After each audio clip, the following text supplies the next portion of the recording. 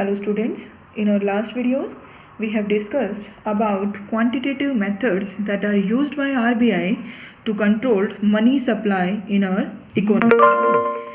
Today we will discuss about qualitative methods that is used by RBI to control money supply in our economy, that is margin requirement, rationing of credit, moral suasion. So these quantitative and qualitative instruments used by RBI are also called monetary policy of RBI.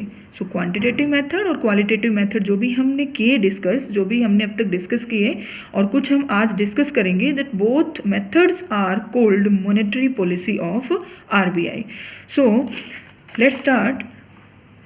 Qualitative instruments. What is qualitative instruments? Qualitative instruments are those instruments of credit control which focus on select sector of the economy. So quantitative instrument क्या थे हमारे?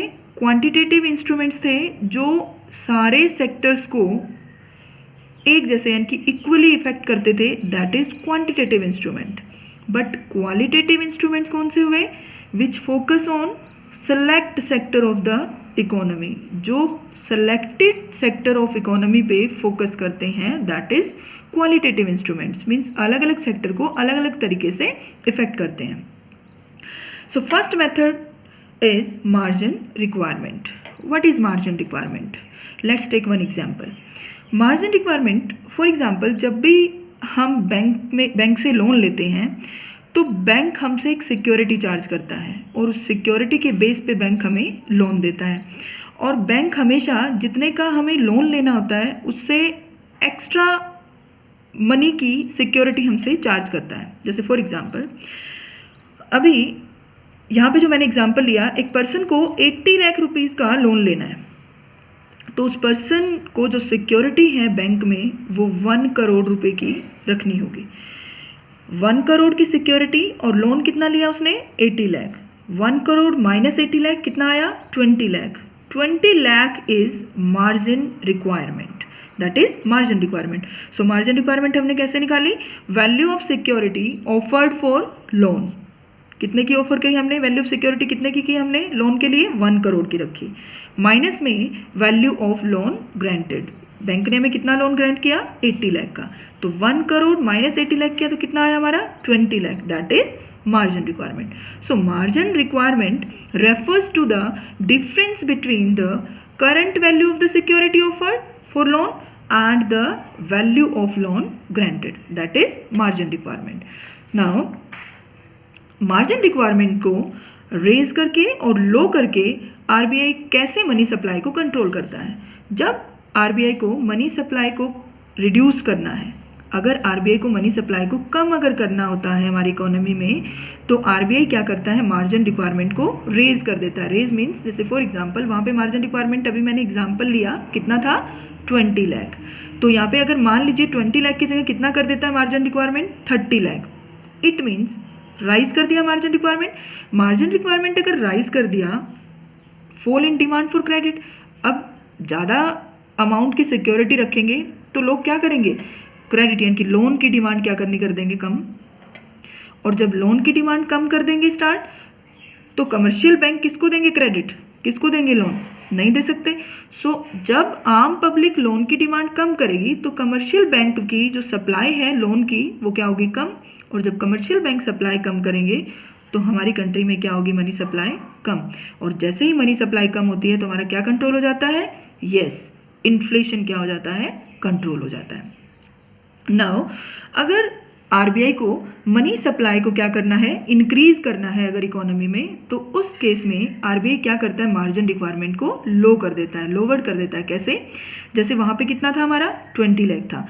20 लाख से अब कितनी limit कर देगा? 10 लाख की. यानी कि जब हमें 80 लाख का लोन लेना था तो हम 1 करोड़ की सिक्योरिटी रख रहे थे, अब हमें सिर्फ कितने की रखनी है? 90 लाख की सिक्योरिटी रखनी है. तो यहाँ से क्या हो गया हमारा? 10 लाख रुपीज़ से हो गए. तो जब फॉल हो जाती है मार्जिन रिक्वायरमेंट तो उस केस में क्रेडिट की यानी कि लोन की डिमांड हम लोग क्या करेंगे? ज़्यादा. और जब लोन की डिमांड ज़्यादा करेंगे तो कमर्शियल बैंक भी सप्लाई क्या करेंगे? लोन की ज़्यादा, और जब कमर्शियल बैंक ज़्यादा लोन देंगे तो मनी सप्लाई क्या हो जाएगी हमारी कंट्री में, ज़्यादा, और मनी सप्लाई के ज़्यादा होने से डिफ्लेशन क्या हो जाता है, कंट्रोल। यस, डिफ्लेशन क्या हो जाएगी, डिफ्लेशन की प्रॉब्लम एक कंट्री में सोल्व हो जाएगी। So next second instrument is rationing of credit. Rationing of credit refers to fixation of credit quotas for different business activities. Rationing of credit means एक Kota fix कर देना different business activities के लिए। ये basically जो follow किया जाता है आरबीआई के द्वारा, वो जो स्पेकुलेटिव एक्टिविटीज़ होते हैं, यानी कि जो सट्टेबाजी के जो बिजनेस होते हैं, उनको एक उनके लिए एक कोटा क्या किया जाता है, फिक्स किया जाता है।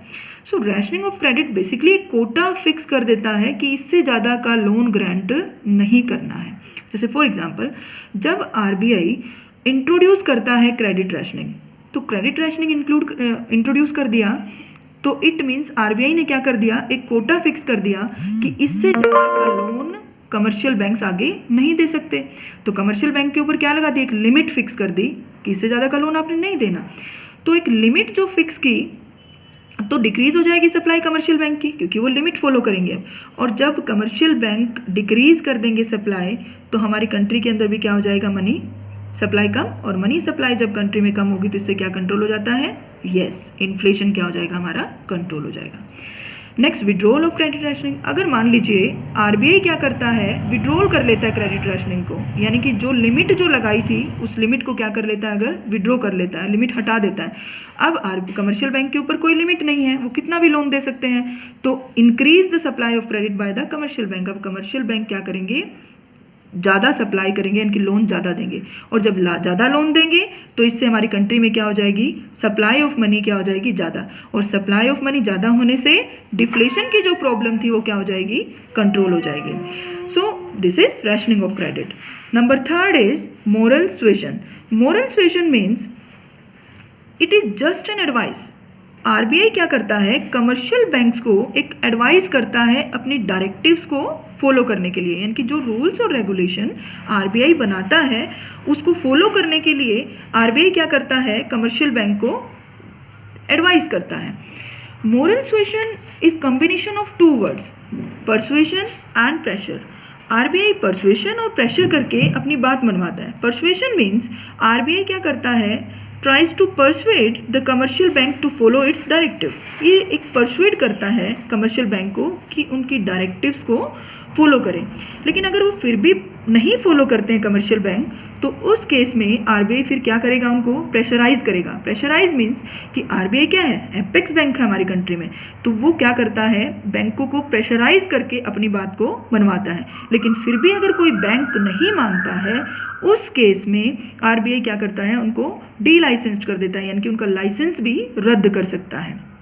सो बैंक्स को क्या एडवाइस करता है आरबीआई, बैंक्स को एडवाइस करता है अगर हमारी कंट्री में इन्फ्लेशन की प्रॉब्लम है, इन्फ्लेशन मीन्स लगातार प्राइजेज अगर बढ़ रहे हैं, तो उस केस में वो रिस्ट्रिक्शन लगा देता है लोन्स के ऊपर।